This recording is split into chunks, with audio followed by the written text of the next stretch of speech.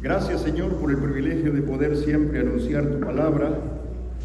Gracias por el privilegio de poder leer las Escrituras y poder meditar en ellas y proclamar el mensaje de salvación y de esperanza, que es la única solución para este mundo, para las familias, para la sociedad en la cual vivimos. Gracias, Señor.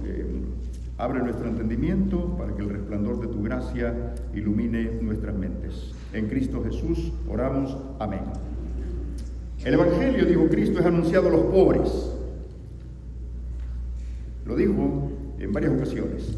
A los pobres es anunciado el Evangelio.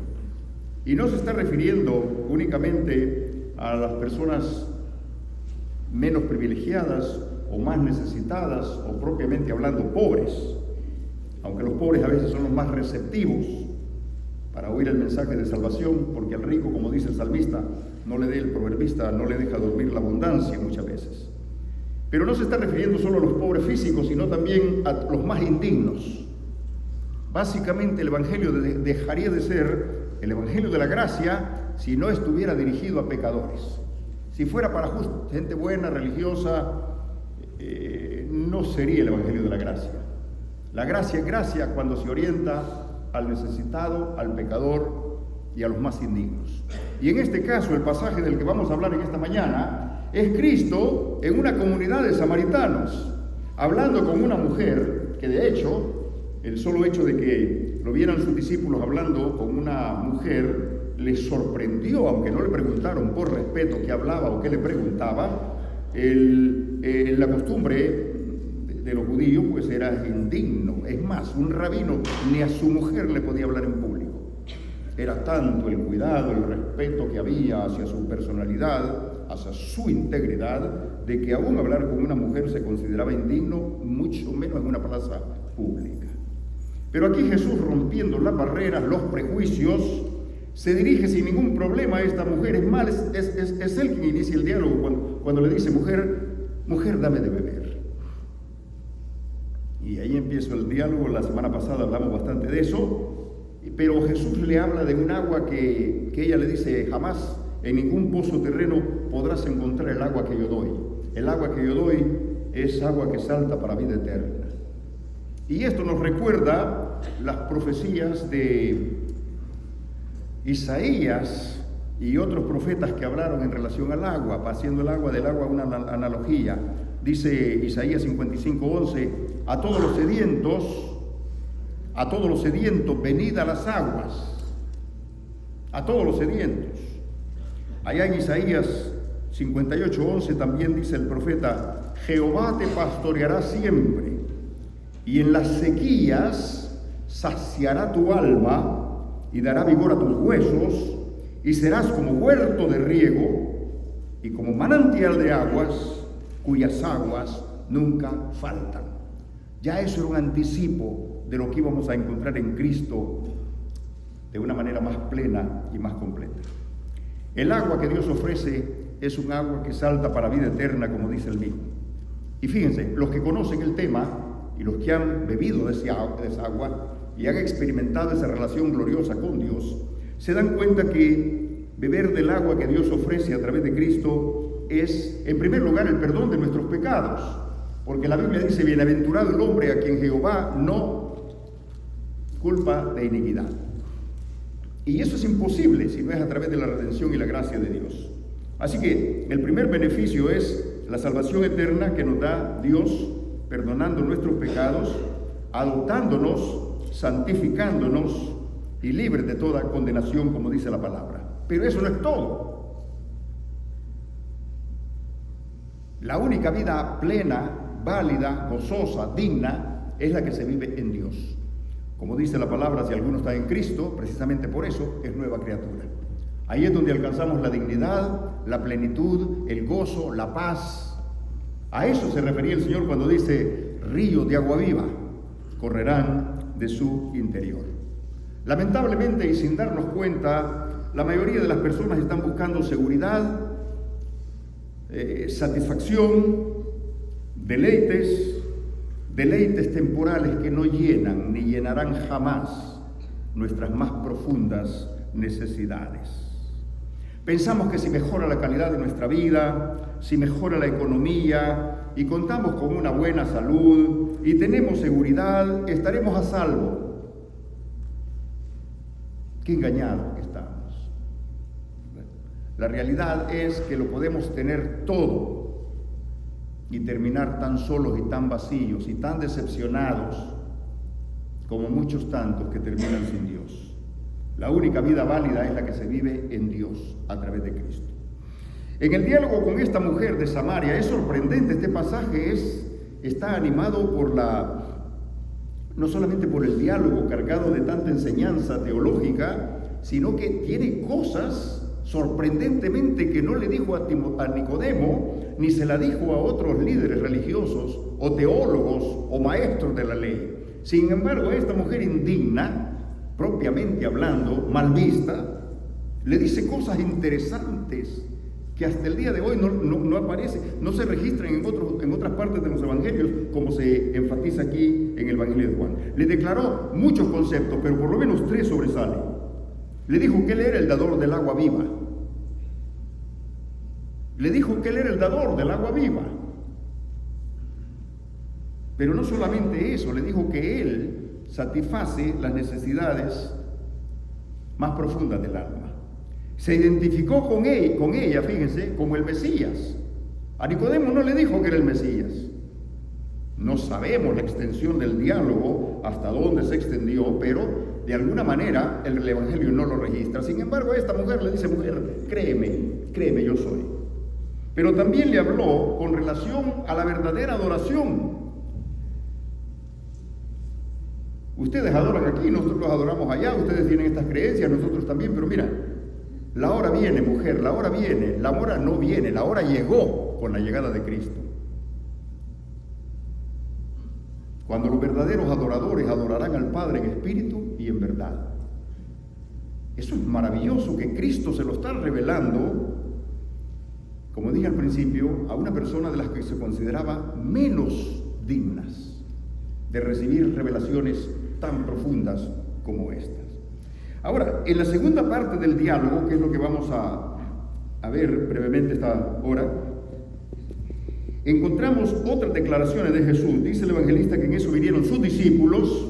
Él se había quedado solo a la orilla del pozo, sediento, dialogando con esta mujer, y sus discípulos habían ido a la ciudad estaba relativamente muy cerca, tal vez 10, 15 minutos de distancia, y habían ido a buscar algo de comer. Dice, hablaba con esta mujer y se sorprendieron de que hablaba con ella. Pero entonces, en eso, dice, dejó su cántaro la mujer, verso 28, y se fue a la ciudad y dijo a los hombres: venid y ved a un hombre que me ha dicho todo lo que he hecho. Está sorprendida, está maravillada. No hay más detalles del diálogo. Seguramente no solamente le dijo acerca de su condición moral, le hablaría de otras cosas más. Pero ella está sorprendida y le dice: ¿no será este el Cristo?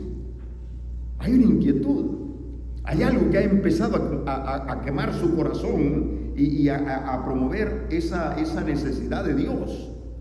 No es reacia, no duda, no cuestiona. Básicamente se encuentra que está hablando con un hombre que inspira veracidad, integridad, confianza, promueve el bienestar de los demás, presiente que no se trata de un profeta más común y corriente, sino del tan ansiado Mesías, que aún ella, sin ser judía, también esperaba y confiaba. Fíjense qué interesante este relato. Jesús le habla a sus discípulos cuando ellos le hablan del alimento, le dice, porque ella salió a la ciudad a dar la buena nueva de que había encontrado a alguien que le había dicho muchas cosas y la inquietud de quizás este sea el Cristo. En eso sus discípulos le ofrecen de comer y Jesús les habla de otras cosas interesantes. Jesús tenía esa característica de llevarlo todo a un pleno, a un plan más reflexivo. Cuando dice mi comida y mi bebida, fíjense, los está haciendo pensar. Esa forma que tenía Jesús tan particular de hablar hacía que quedara grabada en la mente de sus discípulos aquellas conversaciones. Cuando ellos le ofrecen de comer, ellos le dicen, Mi comida y mi bebida es hacer la voluntad del Padre. Le habla de prioridades. Es como decirles, y como dicen en el Antiguo Testamento, no solo de pan vivirá el hombre, sino de toda palabra que sale de la boca de Dios. Es como decirles, así como el agua o el alimento sostienen la vida física y sin ella sería imposible subsistir y vivir, también hay otras cosas más prioritarias todavía que eso.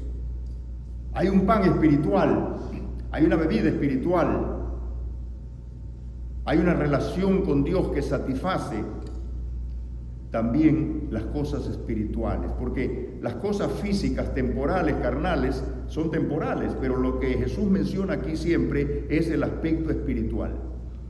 Y dice, mi comida y mi bebida es hacer la voluntad del que me envió. Y la voluntad de Dios, como dice Pablo a los romanos, es siempre santa, agradable y perfecta. A veces nos pasamos la vida esperando que Dios nos hable, y Dios nos está hablando todos los días. Si abriéramos la palabra y la leyéramos más a menudo y entráramos en una comunión más profunda con Dios, descubriríamos que nos está hablando, pero hablando a gritos. Dios no está callado, Dios está hablando. Dios está comunicando con nosotros de muchas maneras. Cuando abres tu conciencia al resplandor de la gracia, te das cuenta que Dios está comunicando, y un día ves la Biblia, la abres y la lees de una manera tan distinta.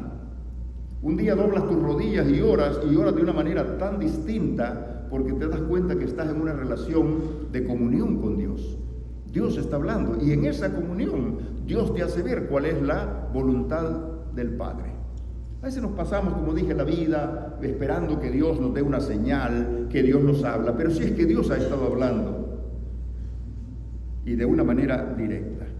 Ahora bien, hay quienes han encontrado que Dios les habla sirviendo a los demás.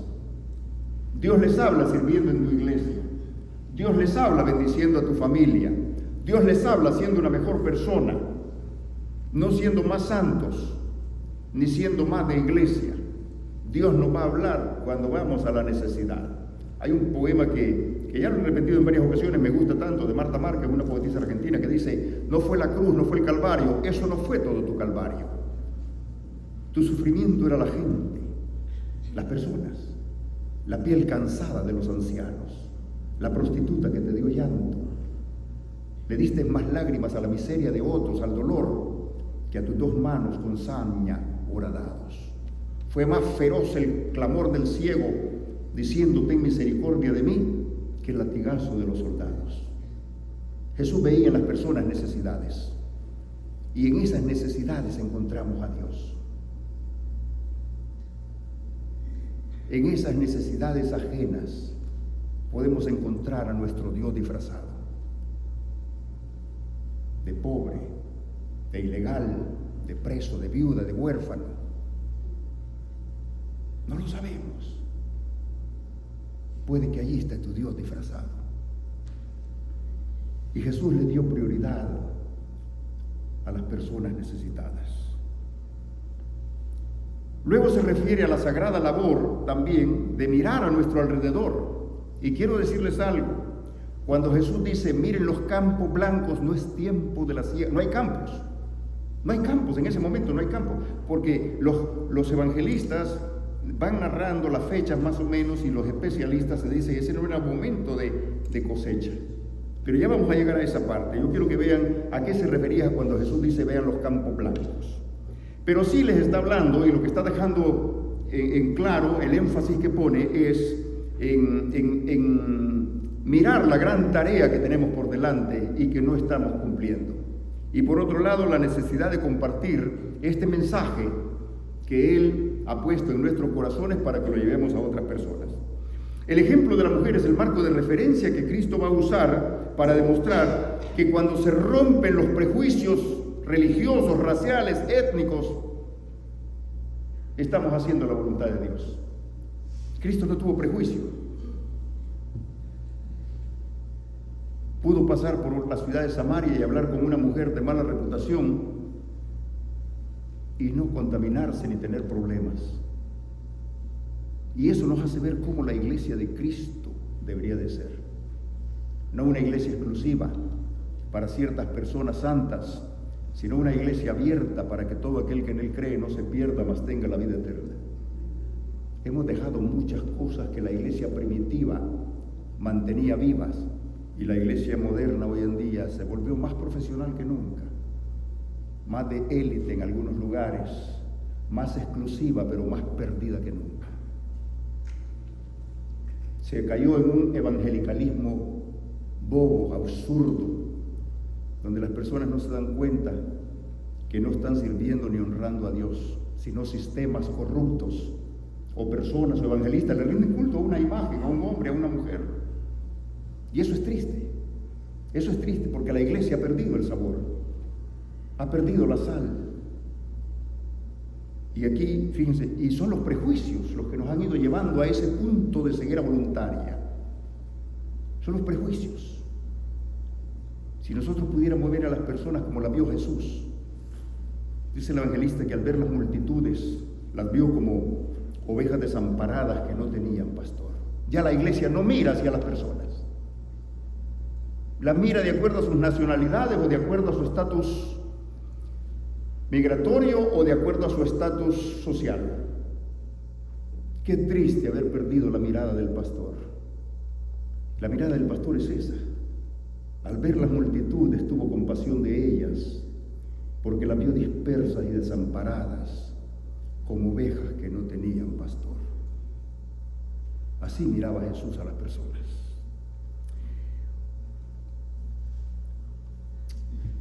Jesús nos da el ejemplo maravilloso de la humildad también en este caso, no solamente de romper con los prejuicios religiosos, sino que nos da un ejemplo de humildad en cuanto a ver a los demás como criaturas sedientas de Dios. Y que nosotros podríamos alcanzar con un mensaje de esperanza. Dice la Biblia que se quedó 2 días en aquel lugar. Mientras otros no les importaba perder un día para bordear el camino y no contaminarse y no pasar por donde estaban los samaritanos, a Jesús le era necesario porque este diálogo era tan importante.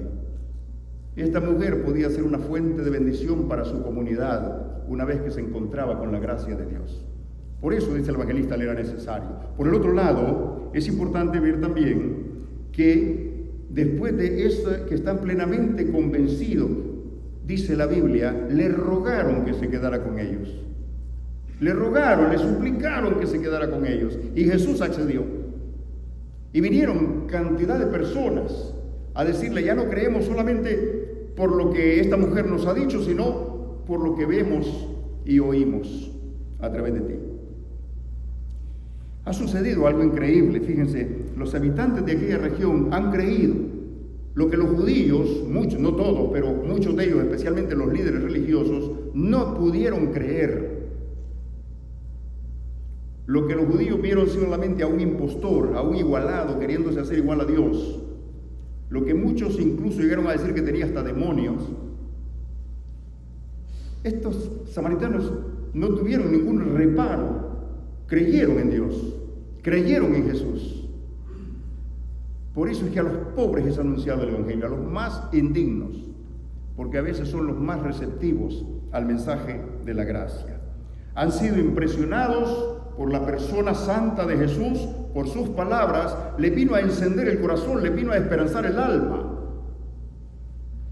Y se refleja el gozo de haber encontrado lo que la mujer inicialmente cree que pudiera ser el Cristo. Ellos están plenamente convencidos. Tan impresionante es que al final le dice, hemos hallado a Jesús, al Salvador del mundo. Los judíos nunca lo vieron como el Salvador del mundo, a no ser los que se convirtieron completamente más adelante, pero llegamos a eso después.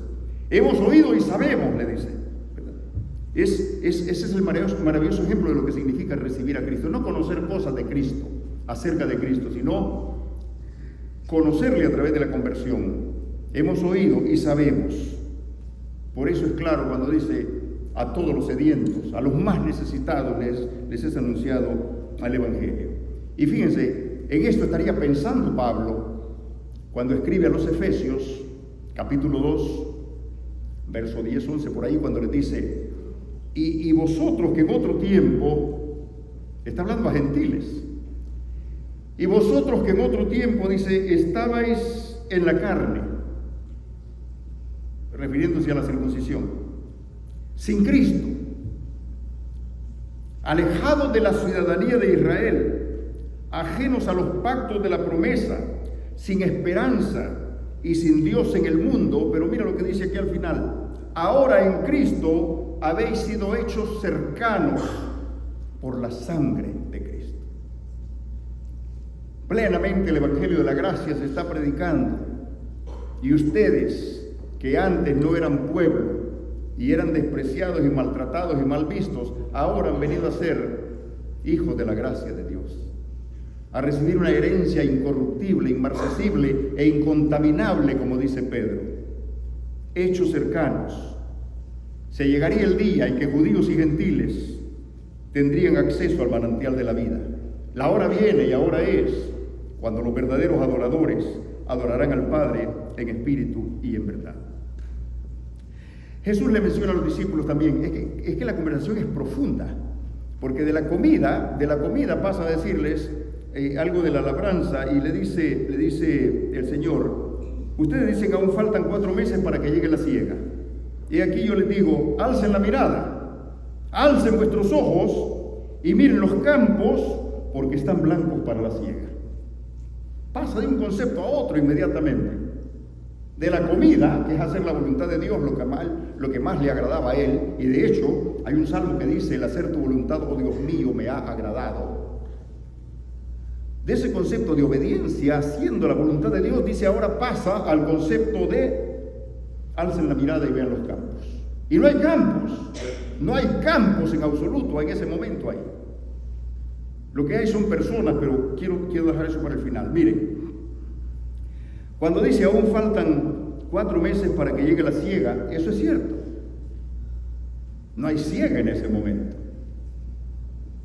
Tal vez ha habido siembra, pero para que de la siembra a la cosecha hay por lo menos 4 meses de distancia, de tiempo, para que la situación germine, crezca, produzca y se llegue el tiempo de la cosecha. 4 meses, pero Cristo se está refiriendo a otra cosecha que puede ser la instantánea, aquella que ocurre cuando crees en Cristo, y aquí hay cosecha.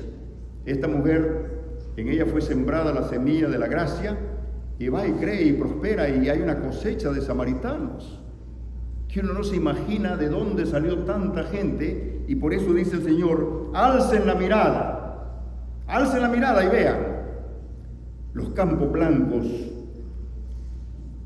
para la siega, que están listos para la siega. Y aquí hay una cosa sumamente interesante. Sorprende que el Señor hable de siega cuando no es tiempo de la siega, pero sí ve personas que vienen de todas partes, y algunos han dado en pensar que probablemente se refiera aún a la vestimenta, que la vestimenta más barata de la gente pobre tal vez era la manta, y la manta es blanca por naturaleza, y tal vez al ver a la mayoría de personas con ropajes blancos, a eso se refiere cuando dice miren los campos blancos. No está hablando de cosecha, no hay trigo, no hay cebada en absoluto. Son personas las que han venido como consecuencia de una conversión que hubo de la mujer llamada la mujer de Samaria. Alcen la mirada y miren los campos. No se necesitó 4 meses para este tipo de cosecha. Se dio en cuestión de horas, instantáneo, donde las personas han respondido al mensaje de la gracia. Más sorprendente aún, no se hizo ningún milagro. No hay ninguna campaña evangelística de engañar a la gente que van a ver milagros y maravillas y conversiones y te vas a volver rico de la noche a la mañana, próspero, declara, como dicen algunos. No hay nada que declarar, solamente creer en Jesús. Solamente creer en Jesús. No hay engaño, no hay mentira. Es más, en otros lugares Cristo realizó milagros. Aquí no realizó ningún milagro. Y eso llama la atención, que la fe es auténtica. No está sustentada en el milagro, en el anzuelo del milagro para creer, porque hay personas que aunque vean un milagro igual no van a creer. Van a seguir dudando, reclamando y protestando como en tiempos del Éxodo, donde la gente renegó en todo el camino. El otro día estábamos precisamente hablando en el estudio de la palabra del miércoles, que todos salieron alabando al Señor, grande es el Señor de los ejércitos. Me imagino la algarabía y el cántico y lo sorprendido y lo conmocionado que estarían al ver el último juicio de Dios matando a los primogénitos de los egipcios, y ellos saliendo, cantando, celebrando una Pascua, yendo hasta con recompensas. Los egipcios, váyanse lo antes posible, y qué más me van a dar, y llévense todo lo que quieran. Hay gozo, hay alegría, hay como una algarabía de salir con ese gozo. Pero yo estoy seguro que si ellos hubieran sabido lo que les esperaba en el desierto, y que iban a peregrinar 40 años en el desierto, a pasar hambre, a pasar sed, a pasar angustia, problemas, muchos se hubieran quedado en la esclavitud mejor. Quizás una minoría hubiera salido con Moisés, la mayoría se queda en Egipto. Y eso nos hace ver que a veces estamos sostenidos solamente por milagros, sostenidos por promesas únicamente, un evangelio de promesas.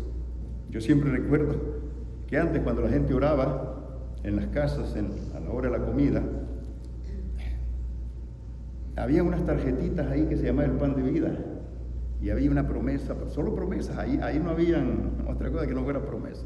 Y está bien, la promesa es importante, nos mantiene con el corazón esperanzado, pero también hay mandatos, hay exigencias, hay partes del evangelio donde dice: si alguno quiere venir en pos de mí, niéguese a sí mismo y sígame. Eso se ha perdido en el evangelicalismo moderno. La gente no se niega a nada. El evangelio se volvió social, convencional, conveniente. Nadie nos persigue. Podemos llegar a ser hasta una fuerza política, económica en el país. ¡Qué bueno! Maravilloso. Si la sal se desvanece, ¿con qué será salada? Me llama la atención entonces que no se hace ningún milagro como en otros lugares, pero los samaritanos creyeron, y creyeron de inmediato. La cosecha fue abundante y fue de inmediato. No hay milagros, y como dice la poetisa, no me tienes que dar para que te quiera, pues lo mismo que te quiero te quisiera, aunque no hubiera infierno te temiera, y aunque no hubiera cielo te amaría. Me mueve el verte clavado en la cruz y escarnecido. Muéveme ver tus afrentas y tu muerte, tu cuerpo tan dolido. Ese es el amor genuino. No me tienes que dar para que te quiera. No me tienes que convencer con milagros para seguir creyendo o para mantener una fe viva, sostenida en el milagro y en la promesa. En los momentos más difíciles es donde se pone la fe a prueba, y esa es la fe a prueba de todo, la fe que prevalece a vida eterna. Rogaron a Jesús que se quedara con ellos, y Jesús accedió, dice, y se quedó 2 días y no se contaminó. Esa es la fe que vale. Me acuerdo aquel otro caso de una mujer que tampoco era judía. A esta le decimos la mujer de Samaria, y otra mujer que le decimos la sirofenicia. Aquella que le rogó y le suplicó y fastidiaba a los apóstoles queriendo acercarse a Jesús. Y aún Jesús, de una manera un poquito tosca, le dice: no está bien tomar el pan de los hijos y echárselo a los perrillos. Y la mujer, con una sabiduría increíble, sorprendente, sin ser judía, le dice: sí, Señor, yo estoy de acuerdo contigo. Pero es que aún los perrillos comen de las migajas que caen de la mesa de sus amos. Eso sorprendería a Cristo de una manera tan increíble que le dice: mujer, qué grande es tu fe. Hágase contigo como quieras. Por esa palabra que has dicho, tu fe te ha salvado. La bendición es doble, fíjense. La hija sanada desde aquel instante, dice la palabra, y ella cree y se salva, como el ladrón de la cruz, creyendo en Jesús. Esa es la fe que vale. Ahí con los samaritanos no hay despliegue, no hay nada impresionante, no hay un milagro. En otros lugares se la pasó sanando, convirtiendo el agua en vino, calmando las tempestades, multiplicando los panes. Aquí no hizo nada, absolutamente nada. Y yo creo que esa es la fe más genuina, aquella que no necesita señales, aquellas que la palabra basta para creer, porque la fe viene por el oír, y el oír la palabra de Dios. Y eso fue lo que oyeron los samaritanos, y a esa gracia, a esa palabra, es que también respondieron. Hermanos, es sorprendente este diálogo, nos deja tantas, pero tantas enseñanzas. Nos deja profundas reflexiones para que nos demos cuenta que no solo de pan vivirá el hombre, sino de toda palabra que sale de la boca de Dios. Aquí la samaritana se vuelve una maestra, se vuelve una misionera, encuentra la paz, encuentra la dicha, encuentra una vida digna, encuentra una fe valedera y la pone plenamente en aquel en el que ella confiaba, pero que aún no había llegado. Y esa es la mirada del pastor, es la mirada de Cristo. Ver a las personas en sus necesidades como ovejas desamparadas que no tienen pastor. Ver a los demás como personas que nosotros, para las cuales podemos ser el ejemplo, el puente, el vínculo para llevarlos a Dios. ¿Y saben por qué la iglesia ha perdido su sabor, la sal y aún su luz? Porque se pasan las semanas y no evangelizamos a nadie. Se pasan las semanas y no hemos hecho nada por el avance del reino de Dios. No estamos comunicando, no estamos compartiendo nuestra fe. Duele decirlo y es duro pensarlo, pero seres queridos, parientes nuestros, no van a estar en el cielo con nosotros. Porque no nos hemos tomado el trabajo, la urgencia, la relevancia de hacerles ver que sin Cristo están perdidos, no importa qué tan prósperos sean. Tiene la iglesia que retomar este fervor evangelístico. Es urgente que la iglesia vuelva al denuedo de la proclamación de la palabra. No tenemos que montar una campaña, tenemos que vivir en campaña. Y en campaña se vive cuando todos los días aprovechas el tiempo para compartir a Jesucristo, hablarle a otros, buscar maneras creativas de establecer una manera de hablar de Dios. Se habla de todo, conversaciones vanas, videos vanos, películas vanas y todo, vanidad de vanidades. Pero lo esencial muchas veces no lo estamos proclamando. Podemos tener una conversación de 1 o 2 horas por teléfono, pasarnos pegados frente a la pantalla y sin embargo no hacemos mucho por el avance del reino de Dios en nuestras comunidades. Vengan y vean. Vengan y vean. Eso es lo que la mujer les dice a aquellos hombres. Y ellos al final le terminan diciendo, ya no creemos solo por lo que ella dice, sino por lo que hemos visto y lo que hemos oído. Y termino con esta palabra, verso 42. Ya no creemos solamente por tu dicho, sino porque nosotros mismos hemos oído y sabemos que verdaderamente este es el Salvador del mundo, el Cristo. Cuánto refrigerio para el alma de Jesús en un ambiente donde solo recibió de los suyos rechazo, desprecio, duda, burla. Ningún religioso, eminente teólogo le dijo jamás esto a Cristo. Aún Nicodemo se aproximó en el contexto de la prudencia.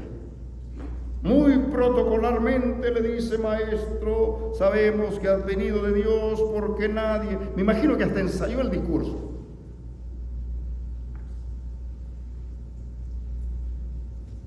Pero esta mujer y estos samaritanos hacen una proclamación que cómo no sería para Cristo un refrigerio en medio de tanto rechazo y de tanto desprecio. Sabemos que verdaderamente este es el Salvador del mundo, el Cristo. Concluyo, no se trata solamente de afirmaciones, porque sí, no se puede vivir sin afirmaciones, convicciones, una fe profunda que nos sostiene como columna vertebral a lo largo de la vida y a lo largo del camino. Pero también, fíjense, no solamente es la declaración, sino la fe puesta en el único y solo soberano dador de la vida eterna que es Cristo. Tenemos que reavivar esa fe. Despiértate tú que duermes. Así dice Pablo a los Efesios. Despiértate tú que duermes y te alumbrará Cristo. Y ojalá esta semana empiecen a tomar con la debida seriedad el hecho de hacer algo para el avance del reino de Dios. Porque si estos callaren, las piedras hablarán, dice el Señor. Esta mujer es el ejemplo supremo de lo que es la misión integral, holística, evangelística, universal, como le querramos llamar. De la manera más sencilla va. Y es ajena al pacto, no es teóloga, no es maestra de nada. Es una mujer, como todos hemos dicho ya, con tan mala reputación como la de cualquier otro. Y sin embargo, se convierte en una agente de la gracia de Dios, una misionera del reino, una que ha encontrado y proclama, y el avivamiento fue grande. Alcen los campos, miren las personas, miren todas aquellas personas necesitadas, sin Dios y sin esperanza. Que Dios nos dé sabiduría, hermanos, para alzar la mirada y proclamar con denuedo, con entusiasmo. Me gustaría que todos los que estamos aquí en esta mañana empezáramos a tomar con seriedad qué puedo hacer en vez de perder la vida miserablemente en cosas que no tienen valor, como dice el evangelista, el profeta, ¿por qué gastáis vuestro dinero en lo que no sacia ni satisface? Nos pasamos la vida bebiendo de cisternas rotas a veces, estancadas, que no tienen agua, y si las tienen son putrefactas. Si hemos bebido del agua viva, llevemos a otros a la fuente del agua viva, como hizo esta mujer con los demás compatriotas suyos. Puestos en pie. Padre, gracias por tu palabra, gracias por el Evangelio de la Gracia, y gracias porque nos miraste sin nosotros merecerlo. Sin mérito alguno, pusiste tu mirada en nosotros y nos has coronado de bienes y misericordias. Gracias, Señor, por aquellos que hemos bebido el agua de la vida, que hemos venido a la fuente de la vida eterna que es Cristo, y tenemos el alma saciada en el gozo y en la paz de Dios que sobrepasa todo entendimiento. Permite que como iglesia podamos tomar el ejemplo, Señor, maravilloso de lo que hace esta comunidad, a la cual sin ningún prejuicio tú te dirigiste para mirarnos como ovejas que no tenían pastor, pero para ser para ellos, a partir de ese momento, el pastor de sus almas. Gracias por tu palabra, gracias por tu amor, gracias por tu bondad, en Cristo Jesús. Amén.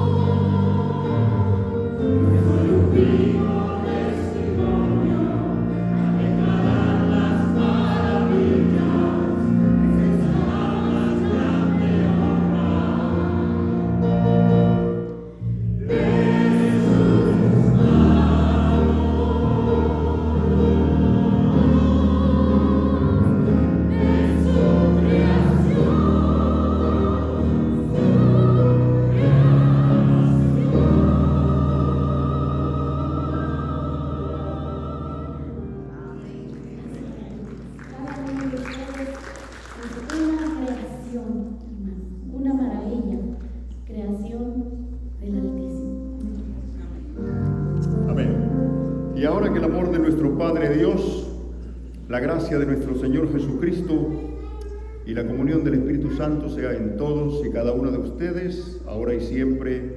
Amén. Amén.